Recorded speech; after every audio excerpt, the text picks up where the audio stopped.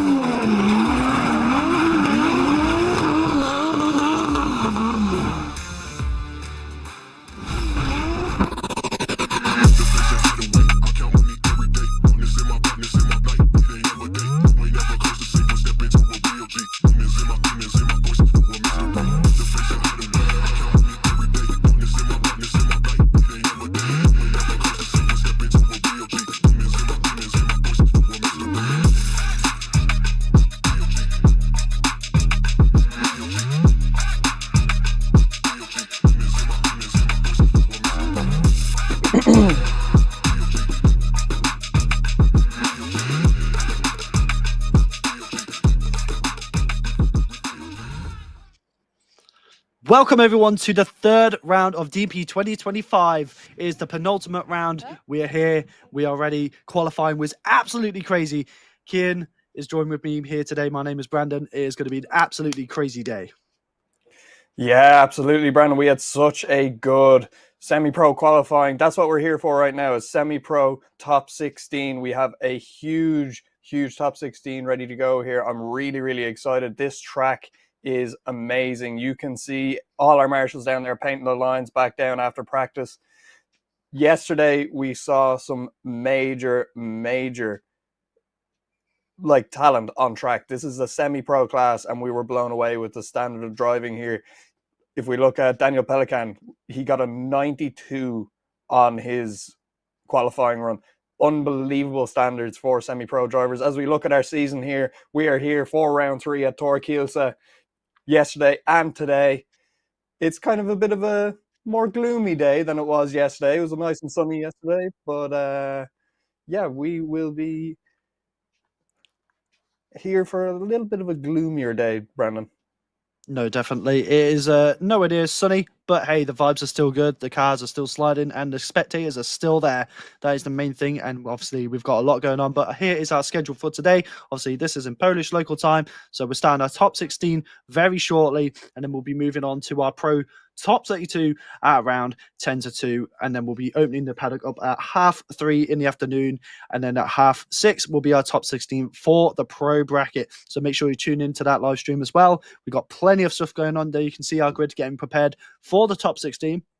Amazing cars there and amazing drivers, but we'll have to see what happens when we get into the action. All said is done when the action does begin. So let's see where let's put their money where their mouths is and see how they do.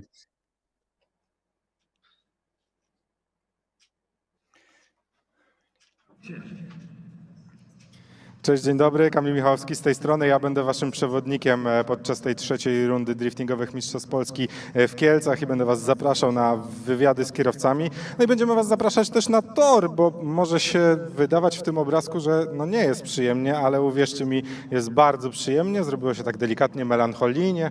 No piękna ta nasza Polska.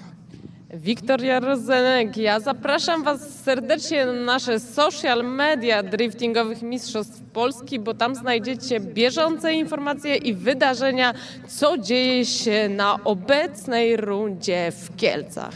Podczas tej transmisji zachęcamy was do tego, nawet jak jesteście tutaj razem z nami, żeby wybierać najładniejsze auto w stawce. Czekamy na wasze komentarze odnośnie tego, które z aut tutaj na gridzie najbardziej wam się podoba, a my coś będziemy mieli dla tych, którzy wskażą to najpiękniejsze z najpiękniejszych. Oczywiście będziemy mieli małą niespodziankę, a ja zachęcam również publiczność, która tutaj dzisiaj jest z nami, żeby wchodziła na transmisję i wskazała tego swojego ulubieńca, bo myślę, że warto, nagroda będzie ciekawa, także bawcie się dzisiaj dobrze i widzimy się na socialach. Trzecia runda Driftingowych Mistrzostw Polski, Tor Kielce. Startujemy. So there was our two main lovely people there. So on our left was Victoria, who is going to be keeping you updated trackside on our social media, and Camille on the right, who will be doing our trackside interviews as well. And here you can see our current driver standings. Patrick Detmer leading the championship with a crazy points difference there, almost 100 points difference between him and Wojciech Udovec. And Maximilian obviously coming in third with 142 points. Kian, this is going to be an absolutely crazy shake-up for this round, I reckon. Yeah, absolutely. We can't forget, even down further on that list, we have Magdalena Maglazinska, we have Burian Valkov. These guys are all there. They could cause an upset in this championship. Look, 18th there, Daniel Pelikan sitting on 12 points. He scored the highest in qualifying yesterday. He is leading. He's got a bye run into the top 8 today. This is going to be a 100% championship opener. This is going to blow the championship wide open, and hopefully we will have some really good battles here today. Definitely. So as you can see here, we are just going to be going over our layout. Kian, what have we got in store for us today? Yeah, so our layout today, we've got a massive big run up here coming into our initiation zone, as you can see there highlighted, and into a slight decel into clip 1. As we go into clip 1, we've a massive big bank that the drivers have to power and carry as much momentum through up into clip 2 as we can. We saw a lot of drivers struggling with that there yesterday. As they come off clip 2, they come down the hill into another decel zone. They have to decel just in the middle of outer zone 3 there. They have to stop decelling then, get back on power, come around outer zone 4, that big carousel section, into the inner clip there, hitting that inside most line with their trailing wheel, across onto outer zone 5 and across the line. So this is a very tight technical track. I was watching a few videos on Instagram yesterday from drivers on interior views. It is a very tight track. It looks a lot wider than it is in real life, judging by what it's these videos, but we can see that run up regardless is a massive run up. These guys are hitting that entry very fast, and that decel is very critical, because if you decel too much, you're not going to carry enough momentum to get up into outer zone 2. And if you mess up outer zone 2, it kind of sets you off then for outer zone 3, and that will definitely set you off for the carousel section and the rest of the track. So the initiation is so important for these drivers. And we did see towards the end of the day yesterday, a lot of drivers starting to get the hang of it. So hopefully they still have the hang of it, and we get to see some very good lead runs, because you can't have a good chase run without a good lead run. So we can see Daniel Pelikan warming up his tires there to do his bye run.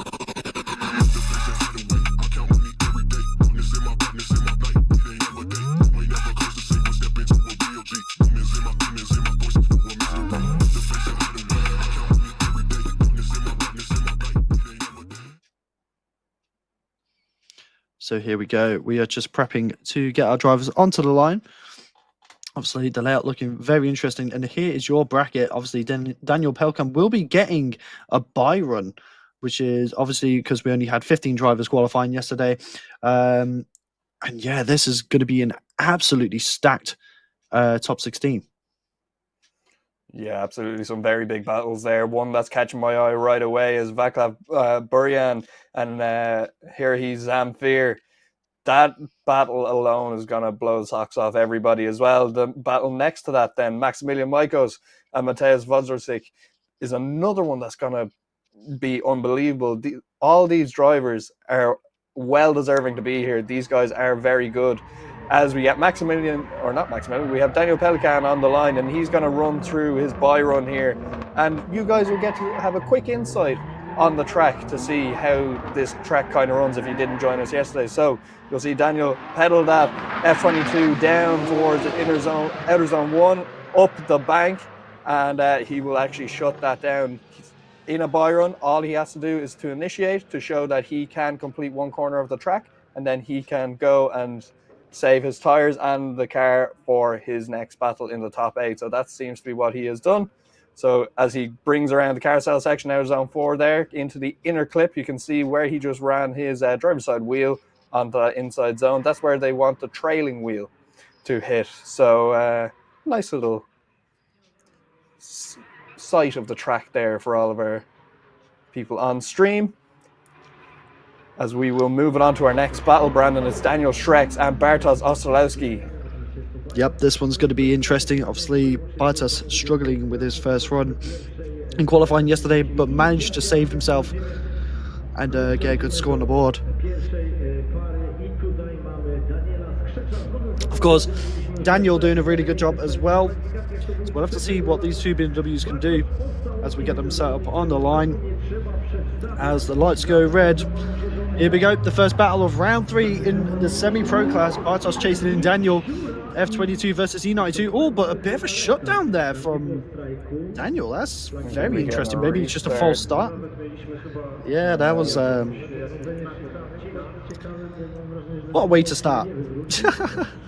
As you can see that, just looking at based off of the lights in the back, on the cars on the grid in the back, it does look like the track is quite dark at the moment. So potentially we could see some adverse weather conditions. I'm not too sure what the forecast is over there, but we'll have to see.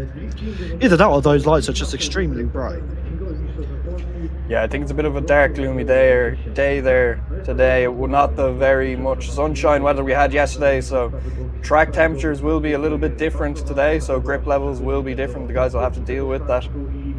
Yep, but as we have them back at the line once again, Daniel not jumping the start this time, as we have Bartosz in the chase in that E92. So let's see what...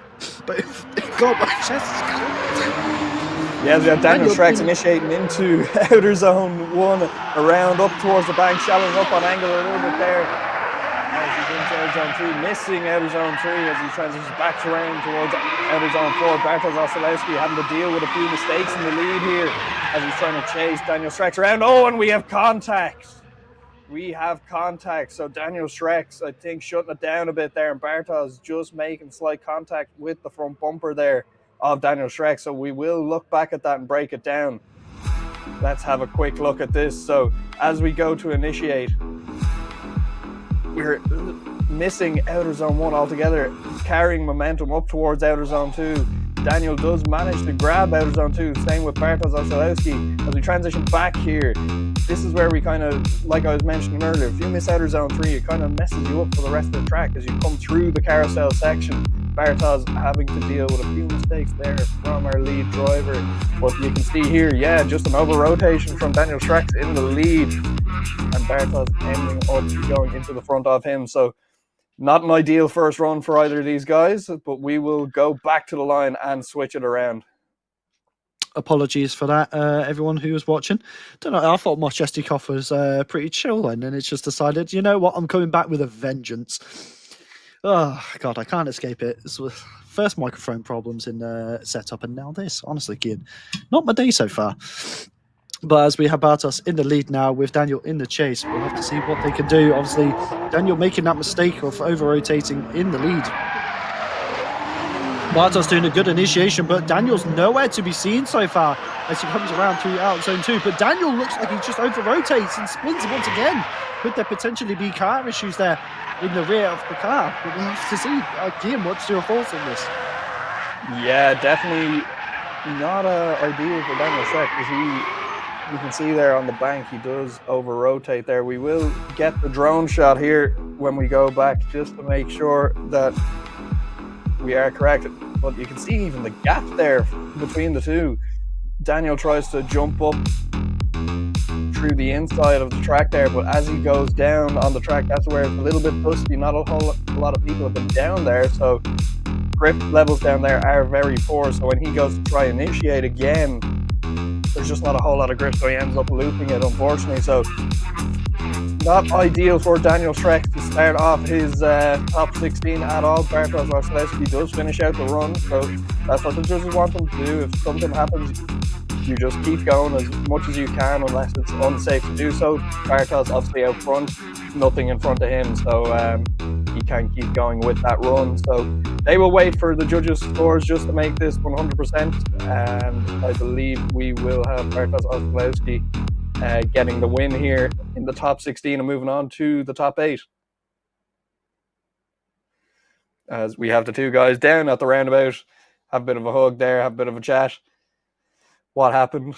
And we Well, yeah, Bartosz Ostrolewski getting the win there for sure, as we will move it on to our next battle.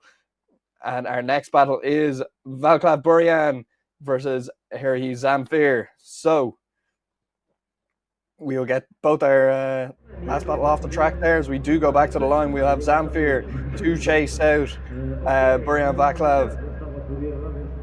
Both BMWs, two very different BMWs though. We have Burian in that E92, and we have the E46. Well, it is an E46. It's an E46 compact. That's an E46 compact with an E92. Yep, it is. Body kit. Wow, interesting. Yep. As we do get both guys initiating here through outer zone 1. Big gap formed here from. Oh no! Oh, and Burian shuts it down. Okay, so I think grip levels playing devil's advocate here, not wanting anybody to have a clean battle and wanting to give the judges a headache here today, Brandon. Definitely, I'm not too sure what's going on. These past two battles so far have been very interesting, to say the least. I mean,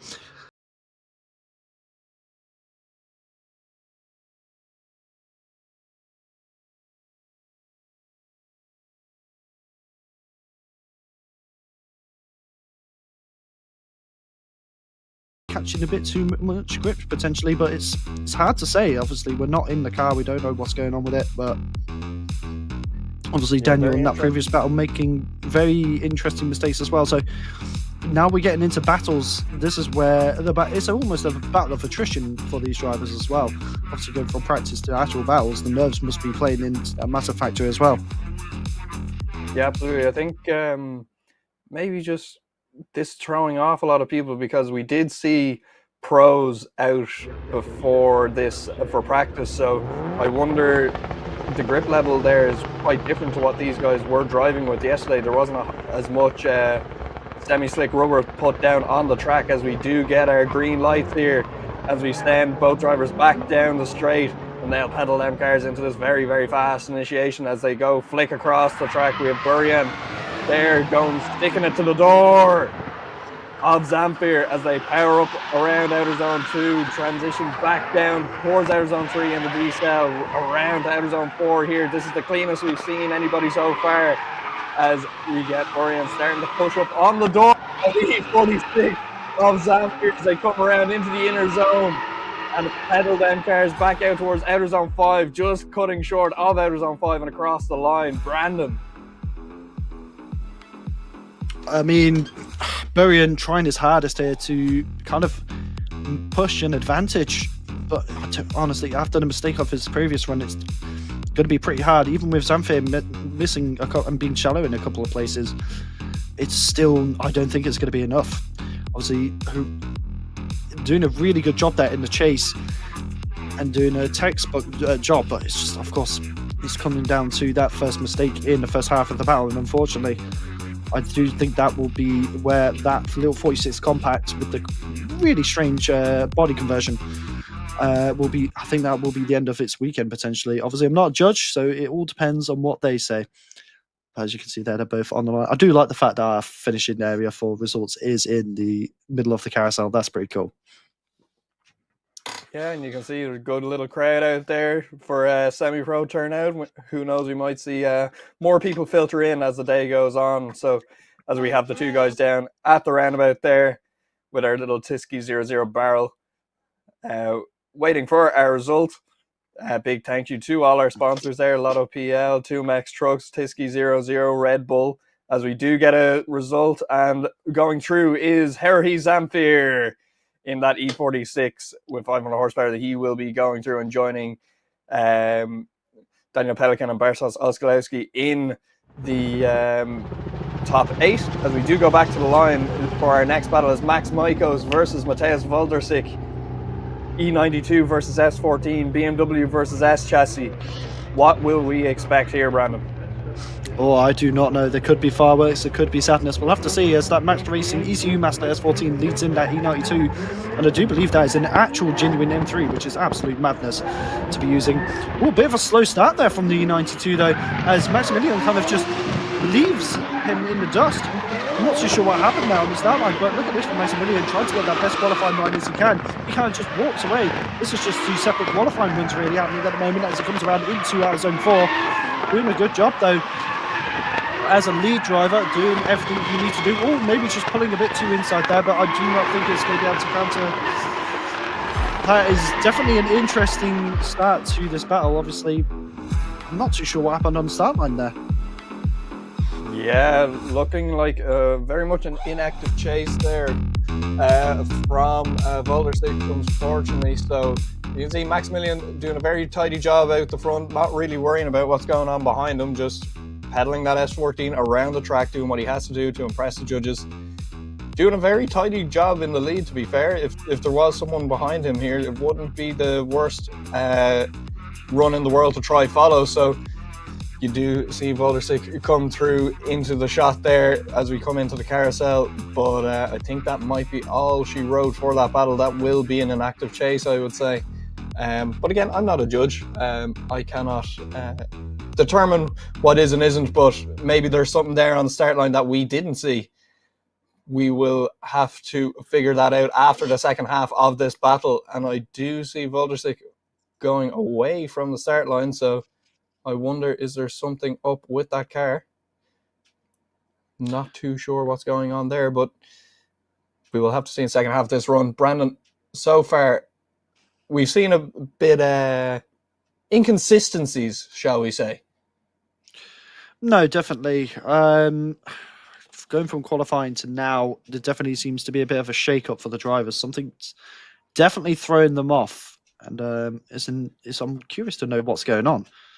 As you can see there, we do have a lovely little VIP lounge. Oh, and we do have a timer, which means you only have a certain amount of time to get to the line, and he does make it. So we will be running them in the second half of the battle. So I'm curious to see what happened to that 777 United 2, but obviously potentially just got caught off the line and just didn't do what he needed to do. But Machis in the lead now, Maximilian in the chase. That is 14. He's got to have his spotter saying, look, Maximilian, you don't have to do much. There is like this one, as long as he keeps and holds back but stays present, this is his battle. But we'll have to see. Obviously, it's not all said and done until the battle is over. Maximilian kind of just hanging there, not doing anything too crazy. As Machis transitions now into our club 3, doing a good job though in the lead so far. Maximilian, just getting a bit dangerous there in that transition throughout zone 4, but looking good now, getting back onto the point. Just almost making a big mistake there. Potentially could be pushing it into an OMT here as they could be out of zone 5 and across the line. That is a big mistake there from Maximilian and could potentially cost him the battle.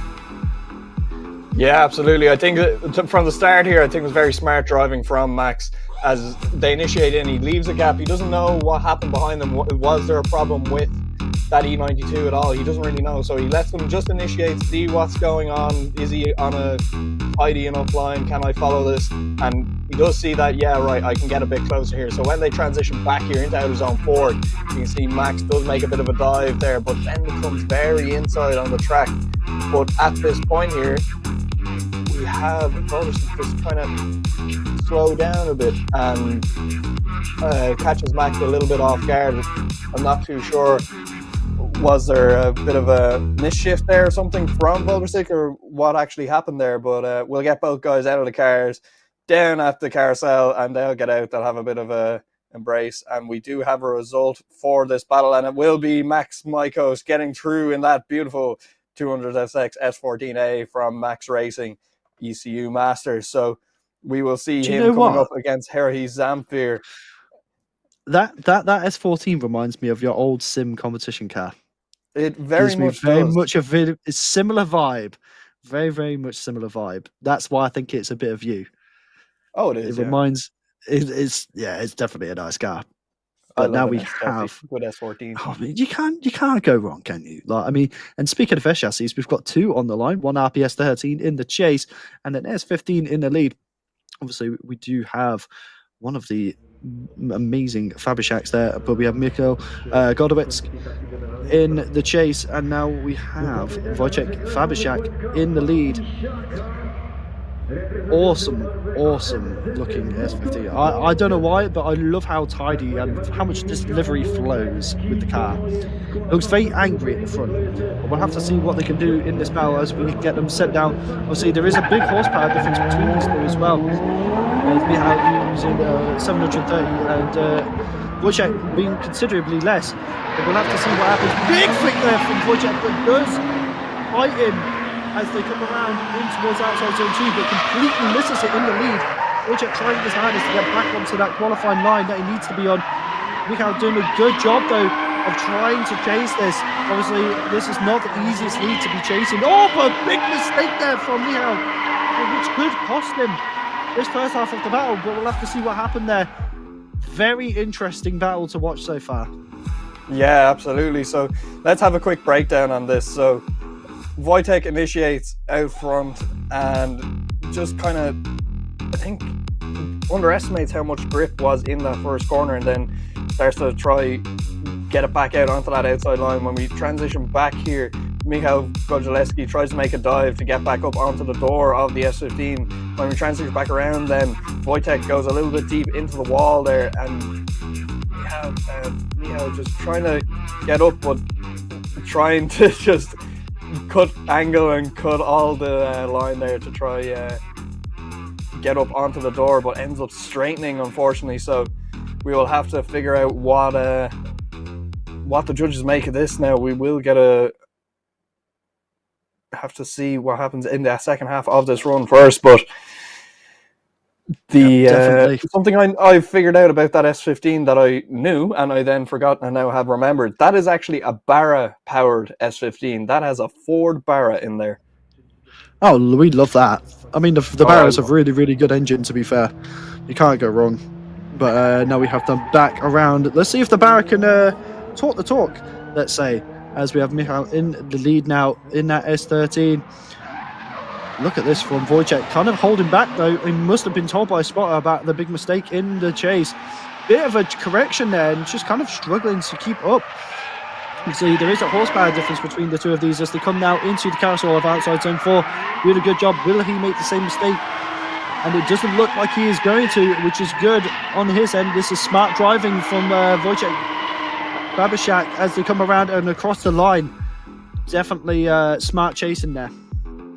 Yeah, definitely good driving there from both drivers. Wojciech doing exactly what he needed to do in the chase position there. Babishak's, you know, they've been around for a bit. They know what they're doing, but yeah, just the lead run here from Godzelewski is just not really up to scratch, is it? Up until this point where he gets through outer zone 3, starts to transition around to outer zone 4 here, and from here on it's kind of okay. It's nothing amazing, but it's also nothing too bad. That's why you can see Babishak starting to push up onto the door, but then another big correction there from Godzelewski in the lead, so Wojciech having to deal with that in the chase. So Wojciech not doing a terrible job in the chase either. Like, didn't really know what was going to happen there on entry, didn't really know what was going to happen on transition, so just stayed within proximity, let Godzelewski let the mistakes that he had to make, and he knows he could possibly be up at an advantage here. So Babishak doing exactly what he probably was told to do on the radio by his spotter. So we will get a result here from the judges, and it is Wojciech Babishak going through to the top 8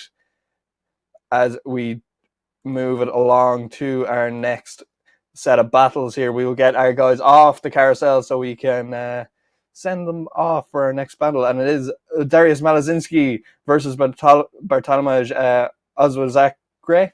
I believe I'm pronouncing that very wrong. That was so satisfying to listen to, because I'm so glad it's not just me. Yeah, I need to brush this up for Ozwazak, I believe. Need to brush this up for the next. Anyway, Dariusz Malazinski in that beautiful Sprawdź Motorsport S15. And then we do have Bartłomiej in that BMW M2 F22, making about 700 horsepower. Very even horsepower in these cars as we send them off the line through the start line chicane. Goes that Sprawdź S15 as we initiate through. Dariusz absolutely flicking that S15 across the track into outer zone 1, carrying a lot of speed up into outer zone 2, transitioning back now through the D-cell into outer zone 3. And Bartolomeo's running a little bit wide there in the chase, as we have that S15 doing a very, very tidy job in the lead here. This might be one of the cleanest leads we've seen all day today, as Bartolomeo gets right up on the door and has to check up so he doesn't hit Darius in the lead. Brandon, let's break this down. This initiation, like both of these Spots on Motorsport S15s are incredibly loose on the initiation, but it seems to be working for them as he does a good job going through out of clip 1. Has set up perfectly for outer zone 2. Look at that, both wheels in there, absolutely pinpoint perfect. That is where you want to be. And as he transitions across to 3, obviously Bartolomeo getting a bit risky there. Obviously a bit better. He does have a slightly better line going through there than the lead, but obviously having to kind of pull back. Obviously going into outside zone 4 does kind of pull away out of the zone a bit in the lead, but kind of keeps it in there right on the line. But obviously the judges would prefer to see it on the deeper line. Does cut over the inner clip a little bit. Obviously Bartolomeo really struggling to keep up with this lead, and unfortunately I do think it's going to be an uphill battle for him going into his lead. Yeah, something we do need to think about here as well. These cars are two completely different cars. Completely different in shape, suspension setup, engine setup, everything. They are making the same power, but that does not tell the whole story here, as we do have the red lights come on, and now they are green. Bartolomeo to lead out Darius in that Spots on S15 as we pedal down cars down towards outer zone 1 and flick across into outer zone 1. Will they carry the same amount of speed up into outer zone 2? They will, as they continue along the bank, down the hill, through into outer zone 3, through that D-cell, as we transition back towards outer zone 4. Bartolomeo's doing a very tidy job in the lead here, but Darius not letting him go in that pocket that whole time as we come through into the inner clip here. Darius doing a very tidy job in that S15, following out that F22 of Bartolomeo Zozorek. That was a textbook chase there from Darius. Absolutely pinpoint. Obviously gives Bartolomeo the room to initiate here, which is exactly what you want to see, especially based off of the previous run. So Spotter is going to be telling him that. But here's where he starts to get the proximity as he comes through outside zone 2. Once again, fulfilling that beautifully. Bartolomeo's doing a good job in the lead though so far as he comes around into outer clip 3. And this is the moment where Darius really puts on the pressure as they transition from 3 to 4. As they come around now, you can just see he's starting to find the pocket, finding that little section of the side of Bartolomeo, just F22 doing a really, really good job. As they come around into the inside clip, once again, kind of repeating what Darius did in his lead by cutting across the inner clip, but does manage to get into outside zone 5 and does a really good job there as they come across line. Really good performance between both of these drivers. Yeah, absolutely. Very nice battle there from both drivers. That's the cleanest battle we've seen all day. Maybe that track's starting to grip in a little bit and the guys starting to find out what they need to do to deal with these conditions. As we see both drivers out, giving the crowd a little bit of a wave, giving a bit of a cheer as we wait for our marshal to give the word on what the result is. We'll wait for them just to drop in their scores. As we do have a result here, and it is Darius Malazinski to go through to the top 8, and we will see him back for top 8. Unfortunately, Bartolomeo bowing out of competition. We will see him back for the final in Poznan in just a few weeks' time. Yep, very good driving there. Unfortunately for Bartolomeo, just not having his best season. So hopefully he'll come back next year a lot more solid. Obviously, he's still got the final, so he's got a chance to kind of recover. But it's definitely not his year. If I was in his boots, I would be going into the final just to have fun and preparing for the next season. But we do have Patrick Detmer, our current points leader in the championship, with, once again, Mike Tesla in the chase. Let's see what we can do. Can Patrick Detmer get into the top 8? Will he continue his fight going into the rest of the championship. Will he hold that, or will Mike Tesler cause an upset here as that E36 flicks into our clip 1, doing a nice job there as it comes around now towards outside zone 2. Little bit of left foot brake there just to keep it nice and deep. It's a good job of keeping it on that qualifying line though. Big flick there from Patrick Detmer, maybe too early, too much angle, does fall short on out of clip 3, but comes around into 4 beautifully. Mike Tesler too close to the inside and almost makes contact, but Patrick Detmer spins. What just happened there? Let's have a look. Let's break it down, because this could cause a very big upset for Patrick Detmer. He's leading out our championship, like you said, Brandon. This is does have about a 100-point lead, but that does not say anything when we have 2 rounds left. We're only halfway through the season here. So let's go. Let's look at the replay. Have a look at this as we get both guys off the track going back towards the line. Here we go. Here's our replay. So Patrick Detmer doing a very tidy job to initiate there. A little bit of a gap formed already right off the bat as we send it up around the bank. Patrick doing a very nice job there, carrying all that speed around to outer zone 2 in the chase there. But we have Mike Tesler trying to get back up onto the door of that E36 as we transition back around here. This is kind of where we start to see a little bit of the gremlins crop in. Mike Tesler very inside there, but that plays to the detriment, and it's actually contact there from Mike Tesler. So we did not catch that on the stream the first time around. So Mike Tesler actually hitting Patrick Detmer and causing him to spin. So wow, maybe not all she wrote for Patrick Detmer. Maybe we could be looking at a top 8 here at the very least for Patrick. We will have to see what happens in the second half of the battle here, but all these battles have had something weird or something interesting happen in them. This is a very, very entertaining set of battles so far, as we had the marshal just check out Patrick's steering there just to make sure that it's all okay. He'll go in and just let him know what's happening, as we have Mike Tesler sitting very patiently on the line there, Brendan. Yep, that was definitely... Ooh, I actually was, for a moment there, I actually thought that was going to be all she wrote for Patrick today. I believe we're getting a competition timeout here for Patrick Detmer, because we have cars in the background lining up and warming tyres. Or maybe not, no. Oh no, we are, yeah. So Patrick will go back to the pits, just check over that car. We do not have 5-minute rules here at DMP, but what we do have is competition timeouts, where if there is contact, the judges will deem whoever it is at fault, and the driver who is not at fault will get to check over their car back in the pits. I think they are allowed 10 minutes maximum, so they will go back to the pits.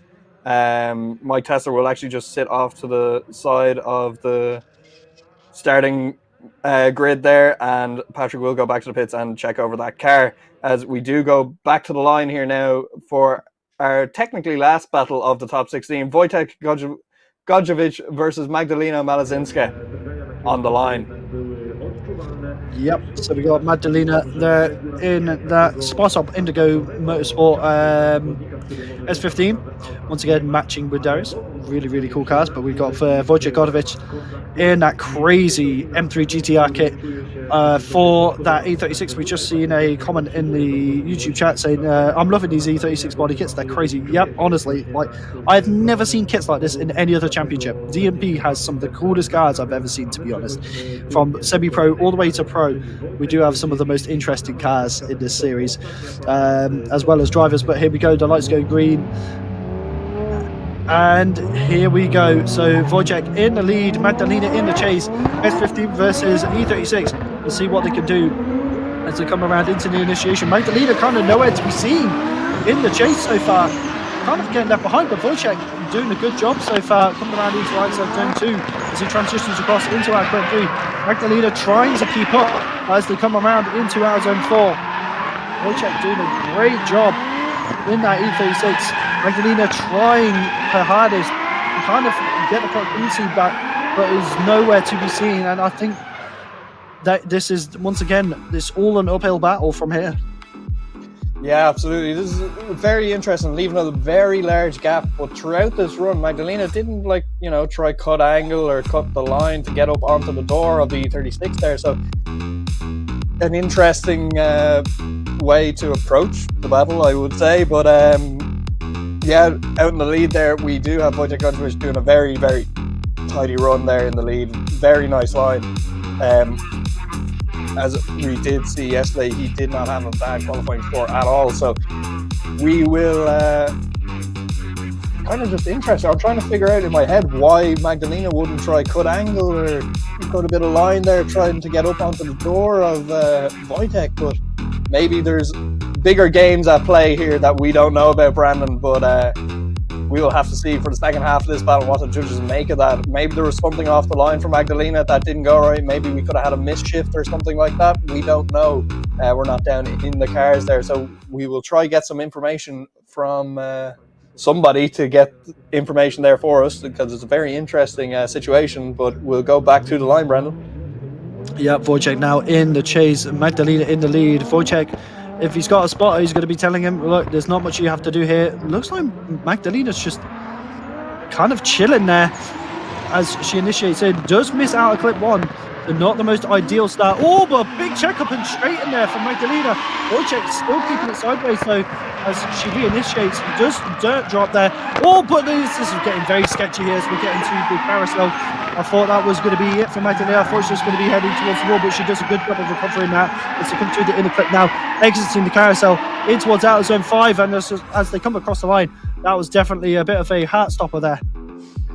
Yeah, for sure. So let's have a look. Let's break this down. So Magdalena, kind of a low angle initiation there, does miss outer zone 1, and you can see Wojtek giving a bit of room there, just making sure that she's okay. But then Magdalena does straighten out, and Wojtek comes right into proximity there as Magdalena reinitiates. As we come down the hill here, Magdalena transitions back, does drop a wheel, gets onto the dirt.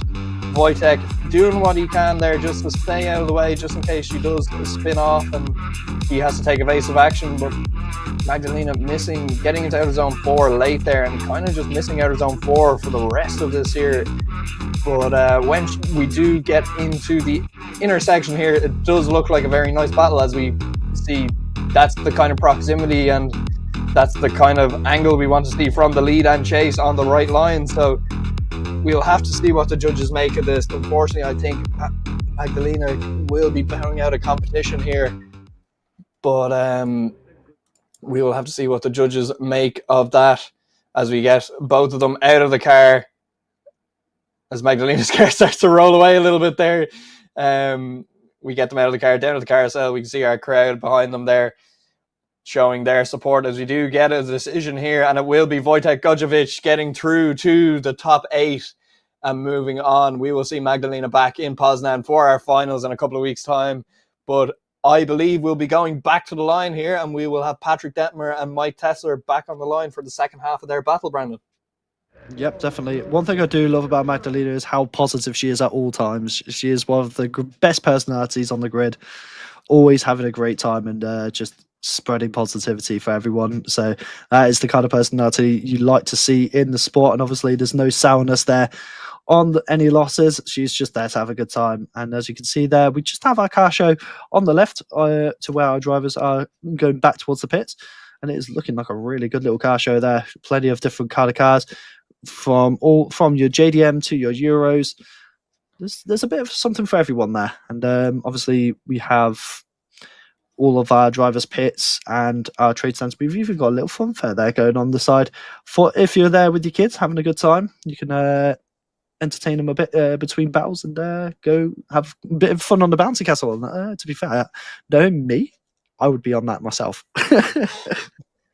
Yeah, absolutely. It's such a good event, and especially, like, I don't know about you, Brandon. When I was young, that's what I was doing. I was going to drift events. My dad brought me to drift events, and that's how I got into this. Unfortunately, I kind of got into it at a very young age, and now I was ruined from a very young age, and that's all I've ever wanted to do since. So, yeah, absolutely, definitely huge events here for DMP, but definitely bring the kids, bring everybody, bring your whole family, friends, have a lovely day out at a drift event, watch some cool cars go around, have a go look at some show cars, maybe go have a play on the bouncy castle. But we will go back to the line there. I do see tires being warmed for Patrick Detmer and Mike Tesler, so hopefully not too much damage there for Patrick Detmer in that little bit of contact that we did see in the first half of the battle. Yep, definitely. I think the main thing is he wanted to check if there was any bent tie rods or anything like that, but it seems like the car is fine. But we'll have to see as we go in. Obviously, he knows it's his battle. This battle is in his hands now, so all he has to do is just kind of be there. Like Tesla, the end of our clip, well, not too shabby, a bit shallow on the bank and does miss outside zone 2 completely as they come around into outer clip 3. Doing a good job cleaning up the line a bit. A bit of a check-up, though, going from outer clip 3 to 4. Completely missing out of zone 4. And this is just not the line we want to see him on, but obviously he is trying his hardest to push as hard as he can. And unfortunately, he does miss nearly the majority of all of the clips and zones. Patrick Detmer doing a really good job, though, in the chase. Yeah, absolutely. Patrick doing exactly what he needed to do. Now, Mike would have known, obviously, that he was at a disadvantage here because the competition timeout was awarded to Patrick. So Patrick knows that too. Obviously, he's at an advantage here. He just needs to be in the pocket, just be in somewhat proximity, finish out the run, and just get there. But Mike Tesler definitely known that he is at a disadvantage here, unfortunately. And in the lead, there's not a whole pile you can do to try overturn a zero. Unfortunately, it's a lot easier to try overturn a zero in the chase and just stick it on the door of that lead driver. But when you're in the lead, you kind of like, okay, I'm just going to have to do a good lead line here. And Patrick obviously taking full advantage of that in the chase and just staying there, getting into the pocket and just making sure he's within proximity, not having an inactive chase at any point. And we have both guys out of the cars there as we do get a decision. Patrick Detmer moving through to the top 8 and he will face Wojtek Godziewski in the top 8.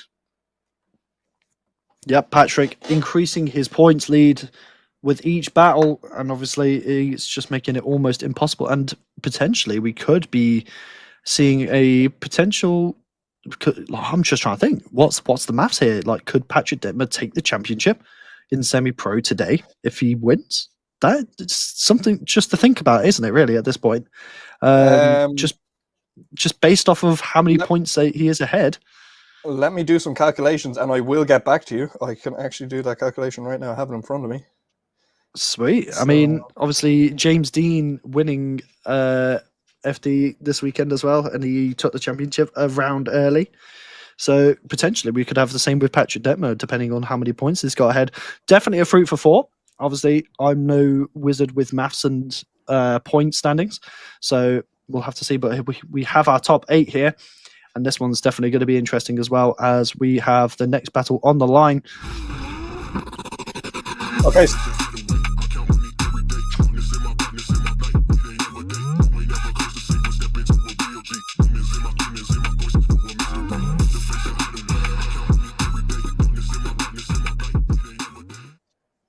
So I do actually have an answer for you there, Brandon. So Patrick Detmer, if he wins today, the only person who will be able to catch him will be Wojtek Godziewski, and he would have to win the next event and qualify first for the next event. So, but now we have Daniel Pelikan and Bartosz. Yep, so we got Bartosz in the chase, Daniel in the lead. Let's see what can happen. Obviously, Daniel getting a bye run in the top 16.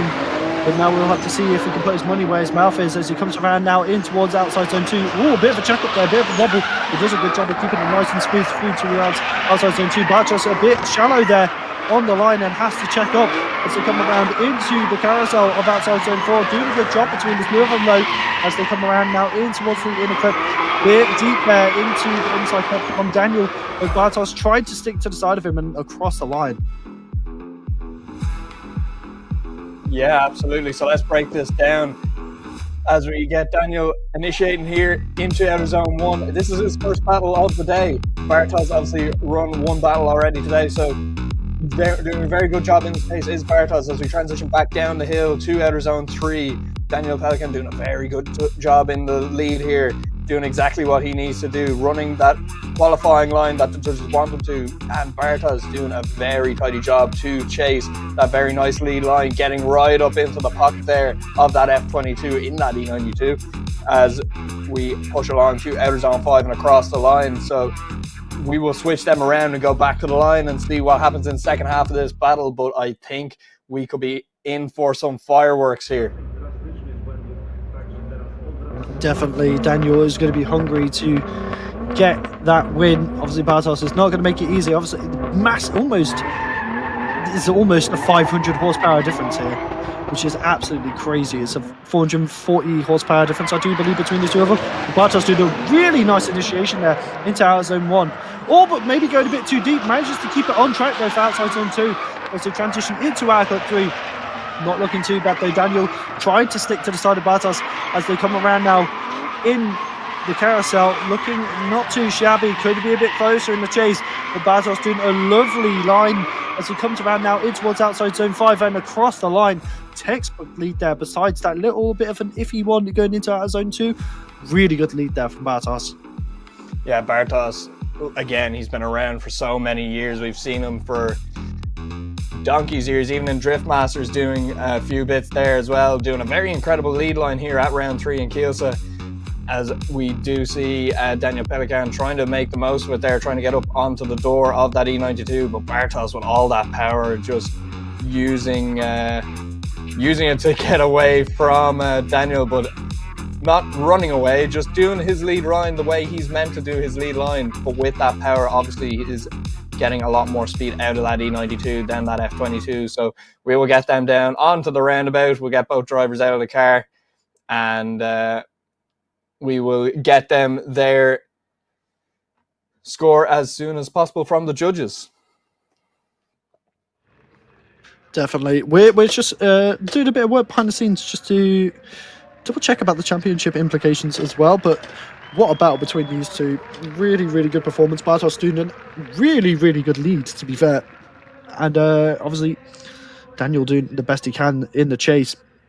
But we'll have to see. Obviously, Bartos having no way of hand control. So he uses his feet and his shoulders. So a very, very talented man there. Just proving that no matter what life throws at you, nothing can keep you down. But moving on into... and it is one more time. So Daniel and Bartos are going to be going again. The judges don't deem enough to kind of go either one side. So they want to see him go again. So we'll get them with fresh tyres and maybe a bit more fuel, potentially. I don't know how much fuel. I can imagine Bartos' car absolutely drinking fuel. Yeah, you'd presume 1,000 horsepower would use quite a lot of fuel. That's kind of a given. Nah, a bit of Shell V power in there, it'll be fine. As we do go back to the line, we do have Erhi Zamfir versus Max Maikos in that S14, that ECU Master Max Motorsport S14. It is a lovely car. I say it every time, it is gorgeous. And I think you're right, Brandon, it is because it reminds me of my old car, but we will wait for the green light to come on as we do get it, and Max leaves the start line chicane and absolutely pedals that S14 down towards the initiation as he flick enters into outer zone 1 and grabs it. Zamfir having to do a little bit of catch up here, coming around to outer zone 2 as Zamfir goes off track, and Max Maikos will just continue out this run just to finish it out and make sure he gets all the points that the judges can award him. And I believe that will be a 0-4 Zamfir. Unfortunately, that was completely unwarranted. There was no contact, there was nothing there. So, yeah, we will go back and just see what happened there with Zamfir, Brandon. Yeah, so trying to get the proximity, maybe he's just not putting enough angle on and did it a bit too late. And he's just, once again, if you get the momentum to go up that bank, you need to add on the angle as you're going up, as otherwise it just takes you off. And I think that's what happened there to Zamfir.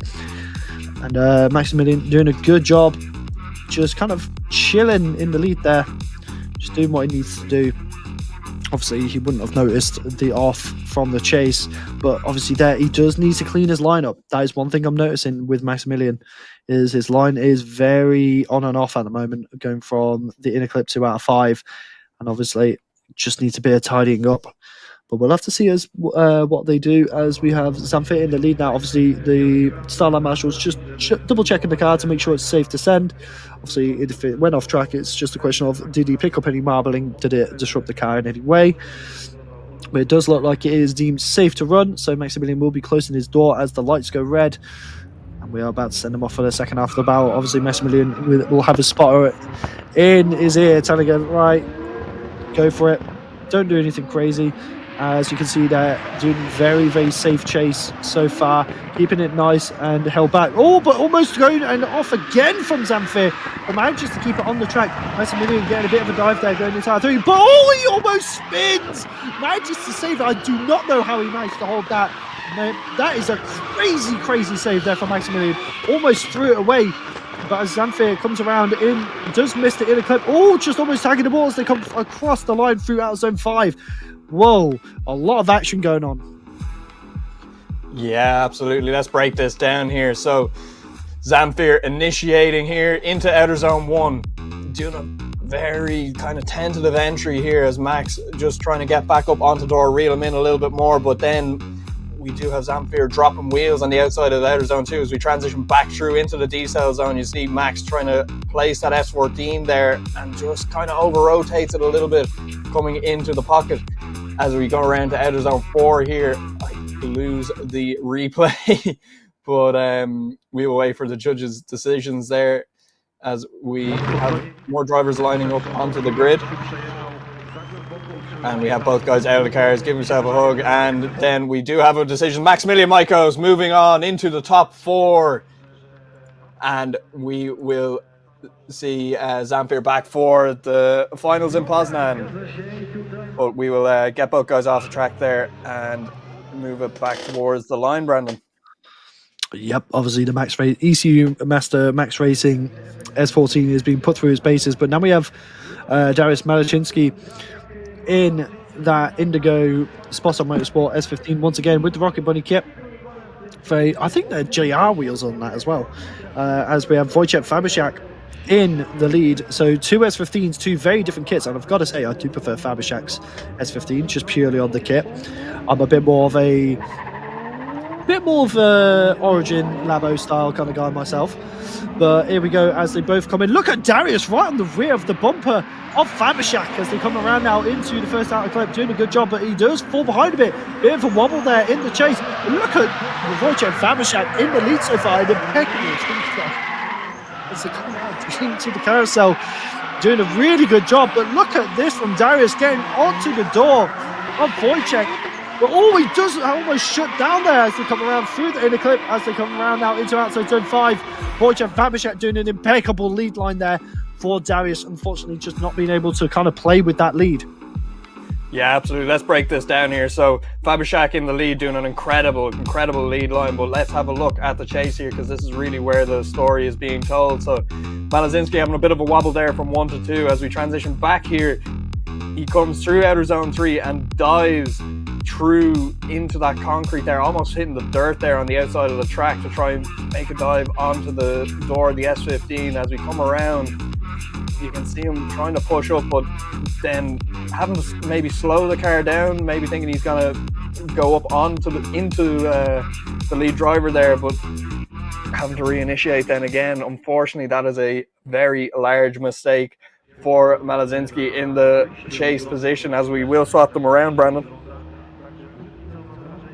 Yep, definitely. So now it's just a battle of who's the better S15 driver, as we have Wojciech Fabiszak in the chase, Dariusz Malazinski in the lead. Big initiation between the two of them, nice flick initiation, but Wojciech Fabiszak's kind of nowhere to be seen so far.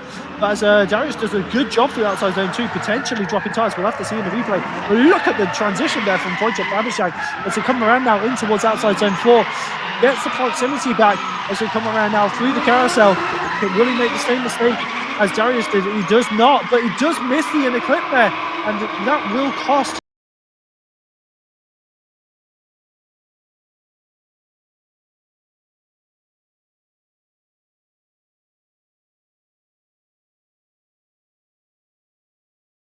Got caught off guard there with how committed it was, but yeah, you're right, Brandon. Dropping wheels is Dariusz. As we transition back down the hill here into the D-cell, you see Fabiszak making up a bit of ground here and then over-rotating the car a little bit, just waiting for Dariusz to make that transition. As we come back around through outer zone 4 here, you see Fabiszak pushing up onto the door of that Spasov S15, but both drivers missing inner clip 1 there, but in the chase, that's what you're to do. You follow the lead driver. The judges want you to see you mimicking that lead driver as best as possible. And Wojtek Fabiszak doing exactly that. So we will bring them down onto the carousel here. They'll get out of the car. They'll have a bit of a hug and everything. And we will get the results as Wojtek Fabiszak moves through to the top 4. And we will see him in the top 4 now. And he will either be facing off against Patrick Detmer or Wojtek Godziewski. As I believe we will go back to the line. We will see Bartosz Osolowski and Daniel Pelikan one more time, possibly? Or will we go to the next battle of Detmer and Godziewicz? I do believe it will be the OMT. Yeah. As we have Bartosz in the chase now once again. Obviously, we got the leaf blowers there, just cooling him down. Obviously, not being exactly the coolest of temperatures in those cars. Even if it's a cooler day today than yesterday, it's still pretty hot. And what I'm loving is the fact that Daniel's running Strom DSO5s. Big shout out to Strom. I love those wheels. I will die on that hill. DSO5s are my favorite wheel. As we have them now, F22 versus E92. Here we go as they initiate into our clip 1. Nice initiation there from Daniel. Bartosz trying to keep up with that 1,000 horsepower. He does have to hold back a little bit, I do believe, with the amount of power he does have. As he come around into our clip 3, lovely stuff there from Daniel in the lead so far.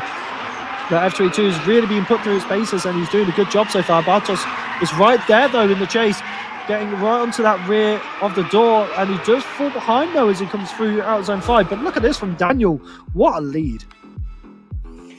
Yeah, let's have a look. Let's break it down here. So we can see in the chase here, Bartosz leaves a little bit of a gap just to see what the pace is like out front, and he does start to push up, but then there's a little bit of a wobble coming from 1 to 2 and has to maybe check up and slow the car down a bit. And on transition there, you see he transitioned a little bit later.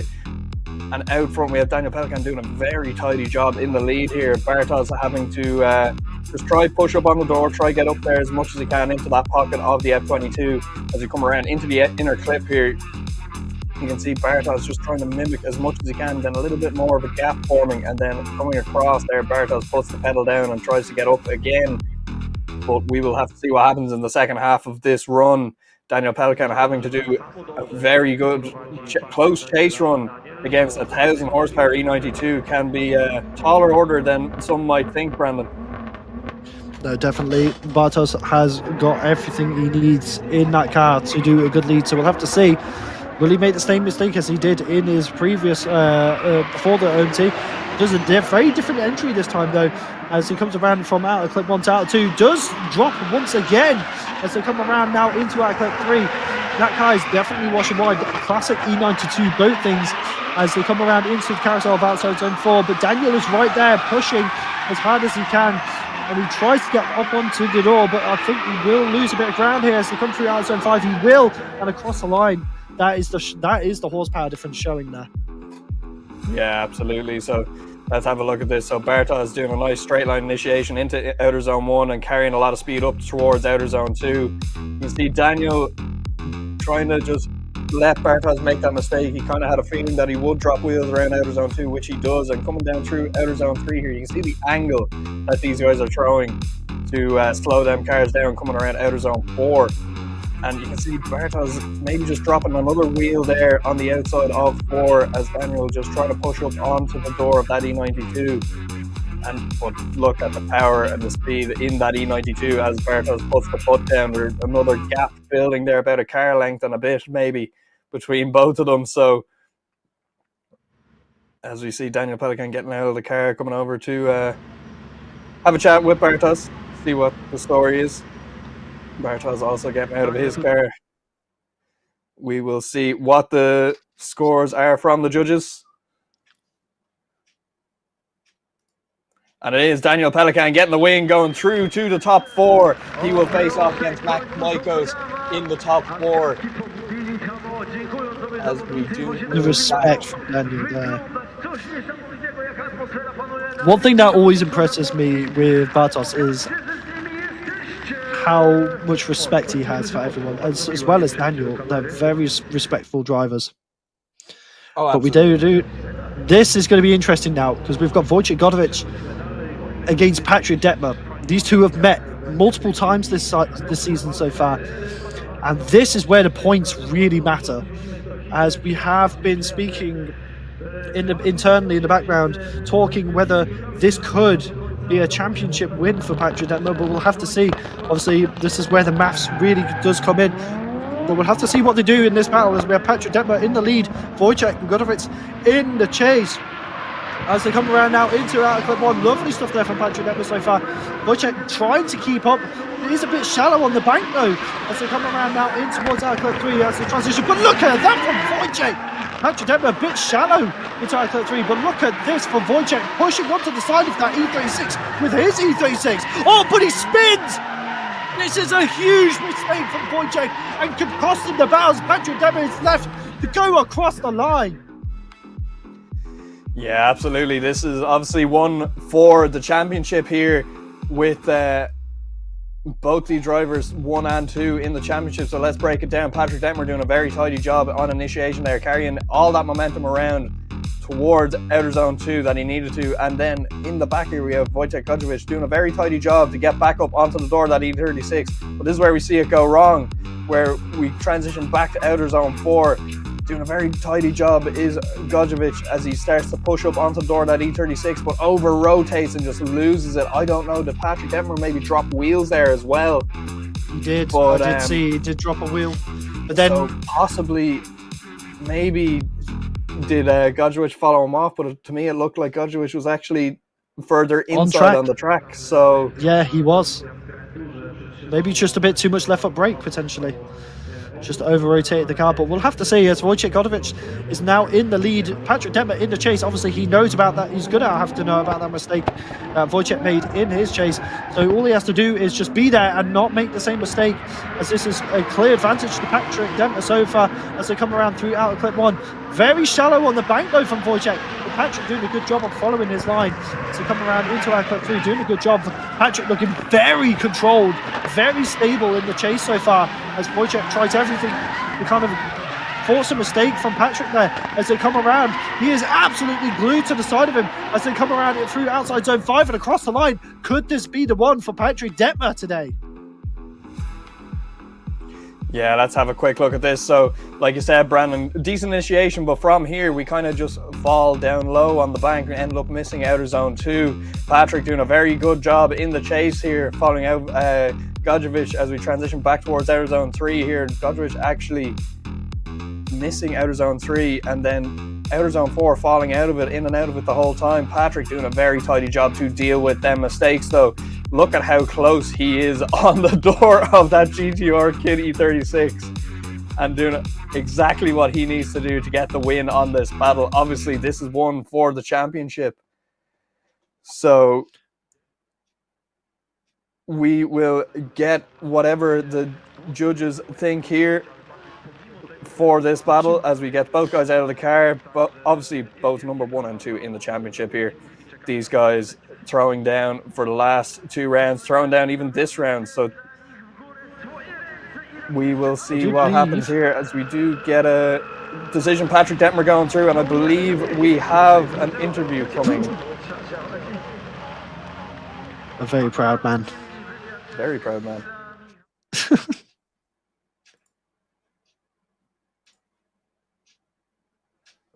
As we go down, we should have an interview lined up, I believe. Ola Fijał z nami. Dzień dobry. Dzień dobry. Ola, łza się wokół kręci, jak patrzysz na semi-pro? Troszeczkę tak, bo to jest mój 3. sezon w klasie pro, ale też to, co rozmawialiśmy przed wejściem na antenę, że już ta różnica pomiędzy klasą semi-pro a pro się bardzo zaciera. No właśnie, bo ja to pamiętam jeszcze, jak ty jeździłaś w tej klasie semi-pro i tam wydaje mi się, że no te kilka lat temu te różnice były o wiele bardziej zauważalne, a teraz już jakoś to wszystko się zaciera. No zresztą Wojtek Goździewicz z Detmerem spotykają się tutaj w top 8, no come on. Dokładnie, też jakby cała technologia poszła do przodu, zmienił się też styl jazdy, więc to wszystko widać. No i też jeździmy na tych samych oponach w semi-pro, czego kiedyś nie było, więc no ten wyścig zbrojeń z jednej strony poszedł do przodu, ale z drugiej strony wszyscy mają dokładnie ten sam kapeć założony na koła, więc no trochę się to wyrównuje. Ale to akurat dobrze. Ale ty masz taki pomysł, że może tak jak w tej semi-pro jeszcze tam coś przeatakować, czy to już kompletnie przeszłość? Nie no, to chyba nie ma sensu, ale czasami sobie patrzę, że mogłabym jeszcze zaatakować, aczkolwiek no jak już przeszłam do pro, to chyba nie. No dobrze, ale ta klasa pro też się bardzo mocno zmieniła przez te 3 sezony, no bo w tym momencie 50 zawodników i zawodniczek w stawce, no te pojedynki no tak naprawdę już od soboty są tak zacięte, że all or nothing. No tutaj nie ma miejsca na próbowanie, trzeba jechać 100%, a nawet 110%. Dokładnie i też widać jakby próg wejścia do top 32, jak mała ilość punktów decyduje o tym, czy się wejdzie, czy nie. No dobrze, to co? Kielce, jesteśmy w połowie, widzimy się na 4. rundzie. W Poznaniu jak najbardziej, na finale. Widzimy się na 4. rundzie w Poznaniu. Ola Fijał była z nami, bardzo dziękuję. Dziękuję.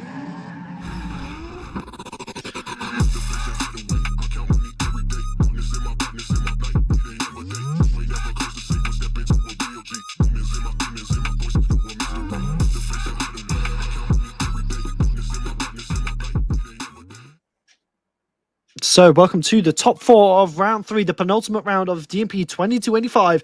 We're celebrating 15 years of smoke with DMP. It has been a crazy year so far, crazy season. But here you have our top 4: Daniel Pelkan versus Maximilian Marcus, and Wojciech Fabersiak versus Patrick Detmer. Obviously, massive championship implications there between Patrick Detmer and Wojciech Godovic in that previous battle. So we'll have to see as we have Maximilian Marcus on the line alongside Daniel Pelkan there on the line in the lead. 2 very different cars, 2 very good drivers. We'll have to see what they can do as we have them getting ready to go. Daniel in the lead, Maximilian in the chase. 560 horsepower versus 850 horsepower. Big differences there. We'll have to see what this does as the F32 initiates lovely through out of clip 1. Maximilian kind of really shallow so far, but manages to slowly reel in Daniel. Kind of a lot of bobbles here between the two of them though, as you come around through our clip 3, transitioning into 4 on the carousel. Looking good so far. In the lead is Daniel, but Maximilian is struggling to kind of keep the proximity nice and smooth as they come through the inner clip towards outer zone 5. Look at this from Daniel Pelkan in the lead as they come across the line. This is absolute textbook driving from Daniel. Yeah, absolutely. So let's break this down. So Max in the chase here, leaving a bit of a gap and just having to maybe double initiate there, as Daniel Pelkan out the front doing a very tidy job in the lead. As we get down to this section here, outer zone 3, it's almost like a reset point for drivers, and Max using the full advantage of that as he transitions back towards outer zone 4 here and gets back into the pocket there of that F22 BMW, starts to pedal that S14 around onto the lead car. Daniel Pelkan doing exactly what he needs to do here, running that A-line on the inside clip. Max following him out, but another bit of a gap starting to go in there as Max tries to cut some line and get back up on the door of the F22. But we will have to see what happens in the second half of this battle. Obviously a huge horsepower difference. Max having a lot more power than Daniel, so we'll see what happens, Brandon.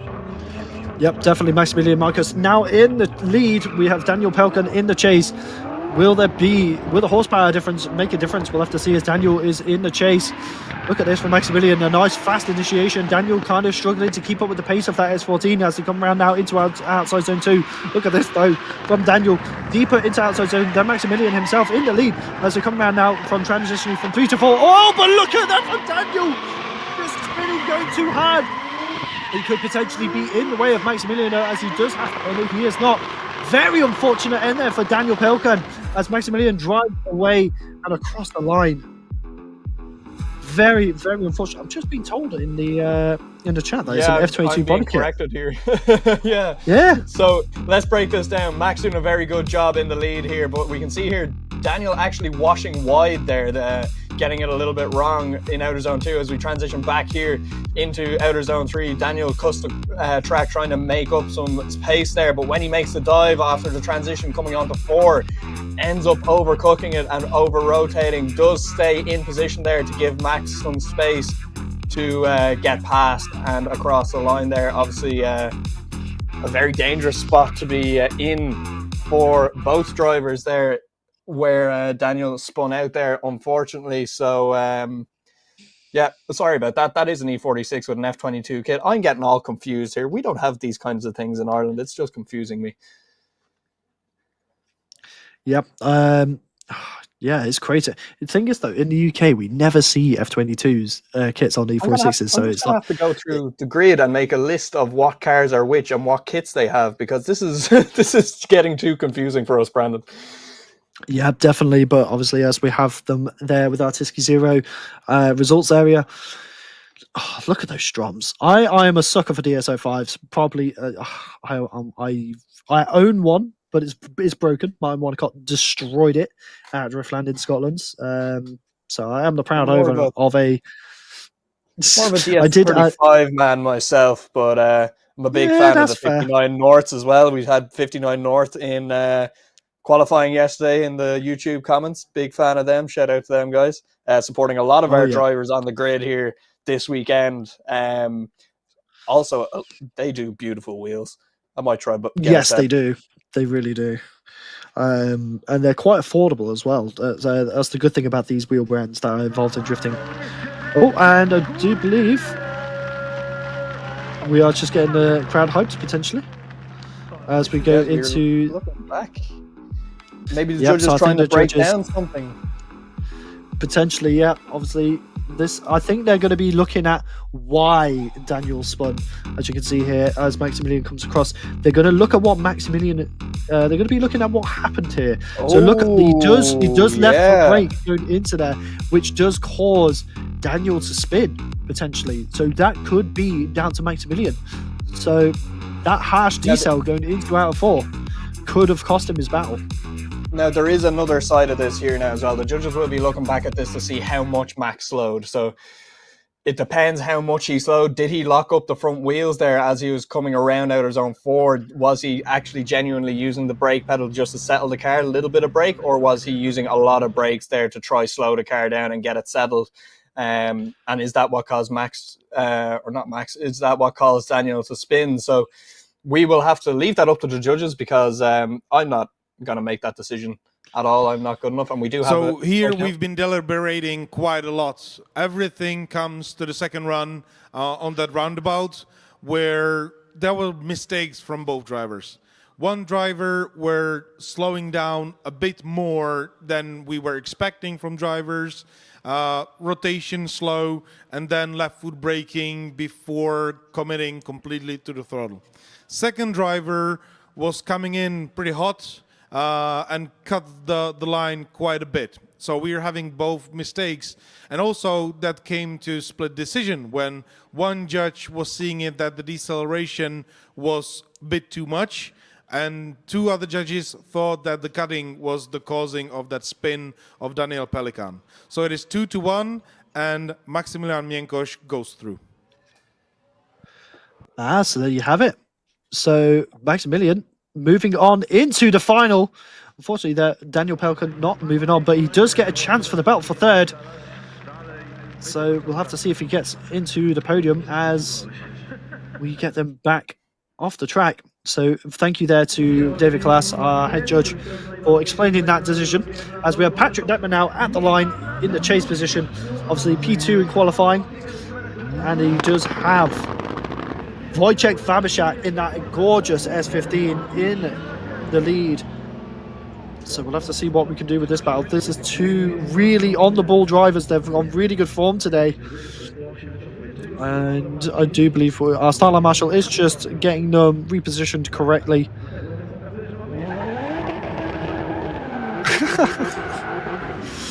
Just warming their tyres up a little bit again. Maybe sitting there for quite a long time. Yep, but now we have got who will be moving on to the final. Patrick Detmer or Wojciech Fabisiak as we get them here for our top 4 battle. Wojciech in the lead in that S15. Patrick Detmer in the chase in the E36. Here we go, initiating in towards out of clip 1. Look at this though between the 2 of them. Lovely symmetry between the 2 of them as they come through outside zone 2. This is one thing that Wojciech Fabisiak is very good at, is outside zone 2. He's probably the most on form we've seen anyone in semi-pro so far, but Patrick Detmer doing a nice textbook chase so far, keeping it nice and close. Nothing too crazy. Oh, but a dirt drop there from Wojciech Fabisiak, pushing a bit too hard, and he does miss that inner clip as they come around now into outside zone 5. Lovely stuff there from Patrick Detmer, but Wojciech Fabiszek doing a really good job in the lead just besides that dirt drop. Yeah, let's break this down here. Wojtek doing a fairly good run up until that point, so good initiation from both drivers. Patrick doing a very good job of mimicking that lead driver. As we come into outer zone 2, Patrick a little bit behind here. As we transition back, he will make that dive into outer zone 3 and around to outer zone 4.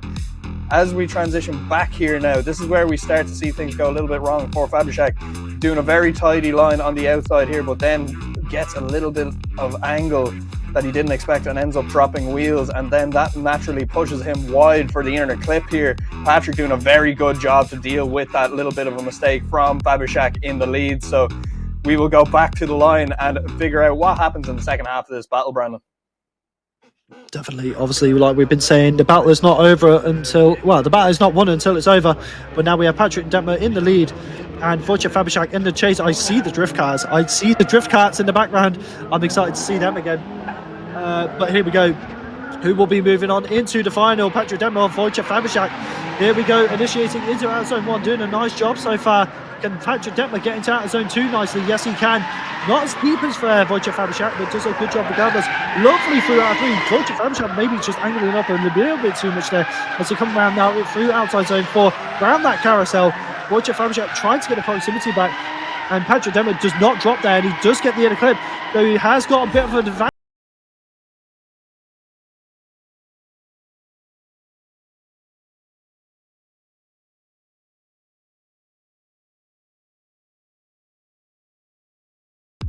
But we'll have to see. Yeah, absolutely. So Patrick doing a very tidy job out in the lead here as Wojciech Fabiszek trying to get up onto the door of that E36 as we transition through onto outer zone 4 here. We see Wojciech trying to just cut some line there to get up closer to Patrick Detmer, but it does in the end work out. But once Patrick starts to put the power down here going out towards outer zone 5, that gap does develop again, unfortunately, for Wojciech Fabiszek. So we will see what the judges make of this one. Unfortunately, in my opinion, I'm going to make the call right now. I'm going to put it out there. I think Patrick Detmer is through to the final, and Wojciech Fabiszek will be facing off against Daniel Pelikan in the third and fourth playoff. But, you know, I'm just a commentator. We'll let the judges decide that one. But yep, definitely. Two really pretty cars, though. Really well presented. I am a sucker for purple. Yeah. Too clean for drift cars, in my opinion. Maybe that's just down to the skill of the drivers, though. They're very good at keeping them safe. And Patrick Detmer just got his steering wheel out. He's having a great time. Look at the crowd. Absolutely just loving everything. I can see someone there with an Aston Martin F1 shirt. Lance Stroll definitely not having a good time in qualifying, so sucks to be you. But yeah, definitely the crowd getting very hyped here in Kielce. Definitely. Oh, look at that. If you are anywhere near Kielce right now and you're not at that event, get there. Go have a look. If you can go there today and have a look, definitely do. It will be a very, very good event here today. This is just semi-pro. We've got a whole top 32 of pros to go yet, as we are waiting here for the result here between Patrick Detmer and Wojciech Fabiszek. Yep, it is definitely an interesting one. A massive shout out to the Mello equipment company as well, having some really good machines that we use to lay our track walls out with, and they do a lot of the heavy lifting for DMP, so a massive shout out to them, being one of the amazing sponsors for this season, as we do await our calls still. Obviously the judges are going to be looking over this quite steeply. As you can see there, we've got our media team on site as well to make sure they've got all the photos, all the videos, all the reactions, so we can capture all the moments for everyone to enjoy later on. As we do await on the call still, it's looking like both of those must be absolutely... if I was in their shoes, if I was in their shoes right now, I would be a bit nervous, a bit shaky. Obviously, waiting for this long, it just makes you think, what have I done? Have I made a mistake? But we'll have to see. Yeah, well, it's starting to make me think that I've made a mistake. I don't know what I've done here. Have I missed something very, very large here that I haven't seen? Oh, we do get a decision. And Wojciech Fabiszek going through to the final against Max Maikos. Wow. Wow. Okay. Did we have a judge's decision on that? Because that looked like a lot more of a clear-cut battle than we thought. I'm not too sure. We'll have to get some confirmation on that. But we do have a little halftime show now. As we prepare for the final and battle for third, we have these lovely PVC drift carts, which are the coolest things I've ever seen. As they come around the track, they actually do slide. As you can see here, they go sideways, and they actually are going to do the layout as well, which is really, really cool. As you can see that, he's even got the big wing on that. That is so cool. I do believe potentially that this particular one that's in the lead is one that actually does compete.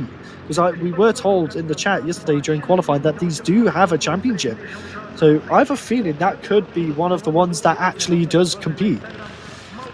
As you can see, they're actually doing the layout, which is really cool. Oh, and one goes off track. It makes contact. Oh, these things. Honestly, I would love to have I a think go we on need one 30 of of these. these in Driftland, Brandon. Yes, yes, we do. Honestly, that would be the most fun I'd ever have. Obviously, like I was saying yesterday, there is a place in Japan, Yokohama, Japan, called Big Bang. So if you ever get the chance and you go to Yokohama, make sure you go to Big Bang, because there's an indoor karting arena that does this. So you can do indoor go-karting that is for drifting, and it's so much fun. I was there with Ryusei Kiba, Daiki Nishiyama, and Genki Furia. All, if any of you follow the Japanese scene or Drift Masters last season, I was hanging out with them, and we had a really good time at Big Bang. So if you ever get a chance, please go. It is definitely a great experience. As we get them going around. I don't know if we're going to get a second run from them. As, look at this. The track is absolutely rammed here at Kielce. As we now have battle for third and final, as we'll have Daniel Pelkan versus Patrick Detmer in the battle for third. And Maximilian Marcus versus Wojciech Fabishak in the final. Oh god, the voice break, honestly. Apologies. I've been recovering from an illness, so we're definitely getting there. I've got to make sure I'm ready for pro, but look at this. This is going to be a crazy set of finals. We've got 2 BMWs and then 2 S chassis at the end there. So we'll have to see what happens as we move on to our last 2 battles for the battle for third and the final. As we just await on some, as you can see, a lot of people moving about, plenty going on at the track. And I do believe our drivers are just prepping their cars, making sure that they've got plenty of fuel, the right tyres on, and making sure their cars are 100% ready to go for battles. As you can see there, I do believe we have a set of drivers there, and I do think Maximilian is over there, and Daniel Pelkan is already over there, ready to go for their battles. Obviously, now it's just down to Patrick Detmer and Wojciech Fabishak. As you can see, Fabishak in the background there, rolling around towards the gridding area. So now it is all down to Patrick Detmer to get to the line. As you can see there, we have our car show. Some incredible looking cars there as well. And the Rolls Royce. Dobrze, atakujemy z nienacka. Tu już nic nie jest ustawione. Gdzie my jesteśmy? Co to jest? To są go-karty do driftu, które powstały dosłownie raptem parę dni temu. No szybko zmieniamy jeszcze silnik właśnie na sprawny, bo tam się okazało, że coś tam nie gra. Mamy tutaj wszystko już gotowe, nakładki są założone, oklejina jest zrobiona, Driftingowe Mistrzostwa Polski. No i jesteśmy gotowi. No dobra, ale tu tak na dobrą sprawę od go-karta jest rama, ale widzę, że no ona nie jest taka wąska jak przy go-karcie klasycznym. Tak, oczywiście. Jest o wiele większa, jest cała metalowa, jest o wiele cięższy, ale do naszego właśnie driftu jest to bardziej wskazane, ponieważ można się uderzać. Czy to jest konstrukcja przez was wymyślona, czy...? Tak, sami to budowaliśmy na własny projekt. No dobrze, i widzę, że tutaj są takie nakładki po prostu na opony zrobione plastikowe, żeby lecieć bokiem, mówiąc wprost. Dokładnie. I zwiększony kąt skrętu. No dobrze, fantastycznie to wygląda. Czy to gdzieś można zobaczyć?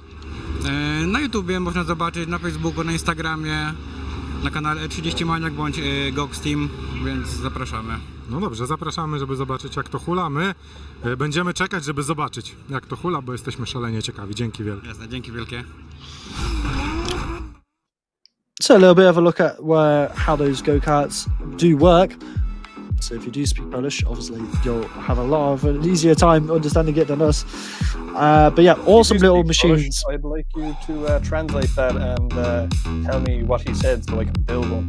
Because yeah, I need that in my life. We have Marek with his S13 there, ready for pro. This thing is an absolute machine. Look at the wheelwood calipers on that thing. It is a gorgeous, gorgeous S13. And the interior of that car is immaculate. Hands down, the cleanest S13 I've ever seen inside and out. Look at that. The trans tunnel the paint is untouched. It is perfect with the ECU master button. Look at the button box on the steering wheel. You don't see that often in drifting either, which is really, really cool. And that is just an immaculate build from top to bottom, head to toe. That is just honestly perfection. I think I mentioned that this is before. Even the look at the back. Oh my god. That's so cool. Oh, yeah, I think I mentioned this before when we saw this car at round one. It's like when I saw this car released, I thought the whole picture was in grayscale. It's not. That is just the livery of the car, and the way they took the pictures was unbelievable. But you can see those extreme tires. Extreme gifting another bit of money into the championship pool there. Thank you to them for that. Definitely making it worthwhile for our drivers coming out and putting their cars on the line. A lot of these guys, this is not their job. This is their hobby that they like doing. So these guys have day jobs that they're giving up to do this. As we move back to the line, we do have Patrick Detmer and Daniel Pelican on the line. As we get the lights going green, Daniel Pelican goes out through the start line chicane, and Patrick Detmer will chase him out into outer zone 1 here as they flick into outer zone 1 and up onto the bank into outer zone 2. Daniel Pelican getting outer zone 2, maybe a little bit shallower than he would have liked as we transition down the hill into outer zone 3, across into outer zone 4. Patrick Detmer right there on Daniel Pelican in that E46. Oh my god. Daniel Pelican doing a very tidy job out in the lead here as Patrick Detmer making quick work of this battle so far, Brandon. That is a textbook chase there from Patrick Detmer. This is the Patrick Detmer we all know and love. This is his best, this is when he's on his form. Obviously, Daniel Pelican doing a good job in the lead, opening it up for a good chase from Patrick Detmer there. Just unfortunately, I still want to kind of find out what got Patrick Detmer the loss in that top 4 battle, but needless to say, he's coming into this battle with a lot of passion, a lot of vengeance to get that podium. As you can see there, perfect chase driving there. Really good proximity control as they come through around to 5. Daniel just doing a solid lead though. Lovely, lovely driving between the two of those, but we'll have to see as we flip them around with Patrick in the lead now, Daniel in the chase. As our start line marshal gets them ready, points them out. Are you ready? Yes, we are. Let's send it down the main straight as fast as we can. As the lights go green, Daniel kind of trying to get the jump there just to keep up with Patrick Detmer as they come around now, limiter bashing down the main straight as they're flicking into out. Clip 1 doing a nice job so far, but look at this from Daniel. He's right there with Patrick. Look at the dive from Daniel, but does have to pull back a bit as they come around into 2. But look at this from Daniel as he comes around now into out of 4. Oh, this is the deepest we've seen Patrick. That is a bit of a mistake there dropping as they come around now. This is looking really good between the two of them. It could come down to lead here as they come around across the line over 5. Wow, what a drive between the two of these. Yeah, absolutely. Let's break this down here. So Patrick doing a nice initiation there. Daniel have a little bit back, making a big dive up onto outer zone 2 here, but we can see Patrick Detmer losing a bit of angle there and straightening out a bit coming around outer zone 2. As we come down the hill, we transition back here. Patrick Detmer doing a very nice job from here on out, except for this section here. It goes a little bit deep, rubbing the wall there, the back of that E36 as they power around outer zone 4 here. Daniel doing an incredible job in the pocket of that E36 with that F22 kit E46, and across the line they go. This is turning out to be quite the battle as we get both guys out of the car here, congratulating each other as we get the crowd to hype up both our drivers. This is our 3rd and 4th playoff, so one of these drivers will be on the 3rd step of the podium, and it will be Daniel Pelican getting 3rd spot overall for round 3 semi-pro here in Kielce, DMP 2025. Well done to Daniel Pelican. Congratulations to him and Patrick Detmer. We will see him back for round 4 in Poznan. He is leading our championship as of right now. So we will see what happens in our final here. Max Maikos versus Wojtek Fabiszak. Brandon. Yep, obviously Daniel looking very happy there.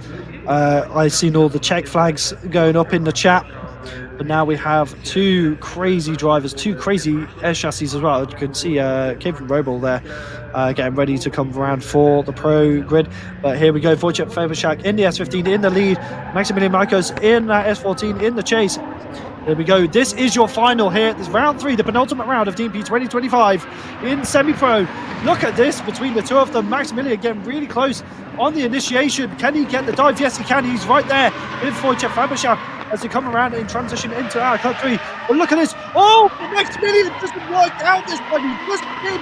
And this is the mistake he almost made last time, and it unfortunately does bite him this time. It does not work, as Wojtek Fabiszak is now clear just to finish his run as he come across outside zone 5 and across the line.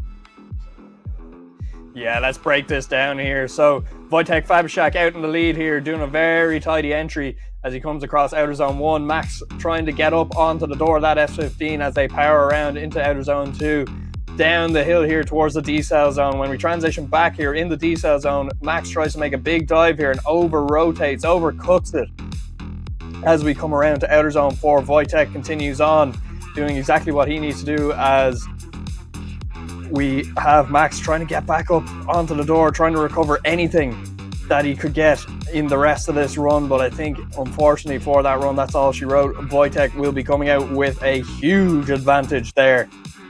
Unless there is something that we did not see. Maybe we didn't see some brake lights there. Maybe we saw some slowing there from Wojtek, but we will have to see after this second half of the battle, Brandon. Definitely, Wojtek Fabiszak doing an incredible lead. Unfortunately, Maximilian is now going to be fighting an uphill battle once again as he comes into the lead. That S15 chasing in that S14. Nice initiation between the two of them. Fabiszak knows about the mistake from his spotter as they come around outside zone 2. Doesn't go too crazy in the chase so far, doing a really smart drive as they come around from 3, now transitioning into 4. Doesn't make the same mistake as Maximilian. Textbook chasing here from Wojtek Fabiszak, doing everything he needs to do. Not pushing too hard, not pushing too little.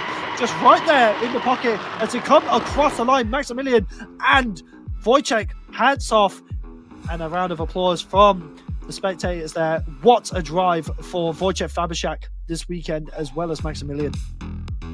Yeah, absolutely. Let's break this down. So really clean initiation, going from 1 to 2 here. Wojtek leaving a bit of gap there. He doesn't have to be pushing overly hard here as they transition back down the decel into outer clip 3. As we transition back towards outer zone 4 here, this is where Wojtek starts to really kind of dial in and get a little bit closer in proximity to Max on that outside line. Max doing actually a very tidy job here in the lead, maybe just pushing off a bit of dirt off the edge of the track there, but as we come around to outer zone 5, Wojtek still in proximity there with Max. So we'll see what the judges make of this. Both drivers out of the cars. If you're in attendance, give them a round of applause there. Both drivers absolutely throwing down heavy today. Unbelievable. Moving on, who is taking first?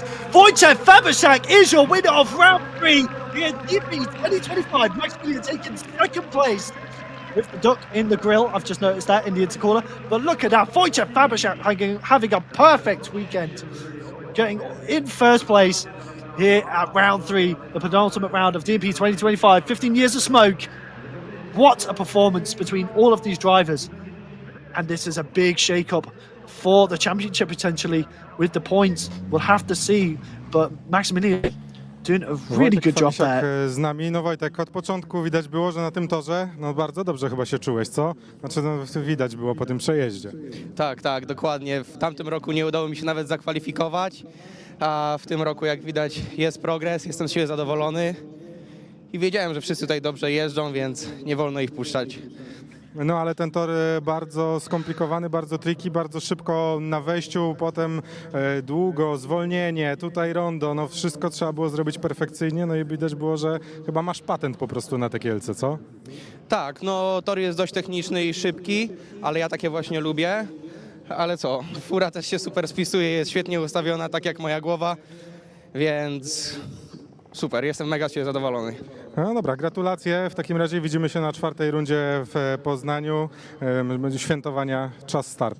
Tak jest, dokładnie, widzimy się. Dziękuję wszystkim, dziękuję. And there you have it. Our round 3 winner here at DMP2025, round 3. Wojciech Fabiszak. Take a bow. What a weekend it has been for him. And obviously, this is a well-deserved win. That S15 has been put through its paces. We have Maximilian Maikos in 3rd. And look at this. This is now your points going into round 4 at the final. Look at that. Maximilian really jumping up there, as well as Wojciech Fabiszak. This is looking absolutely crazy. And potentially Maximilian has the chance to take the championship still. We'll have to see. I'm not too sure on the maths. But here we go.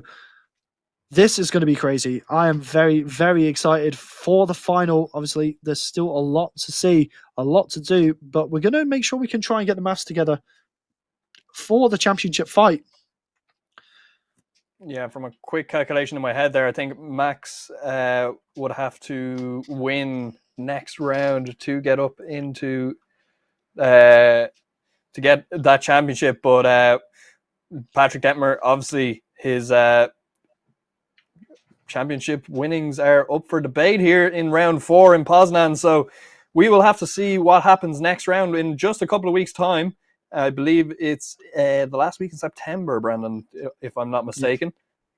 Yes, it is. But remember, there's pro. We do have pro still today. So make sure you tune in soon for the pro championship side. And we will see you shortly.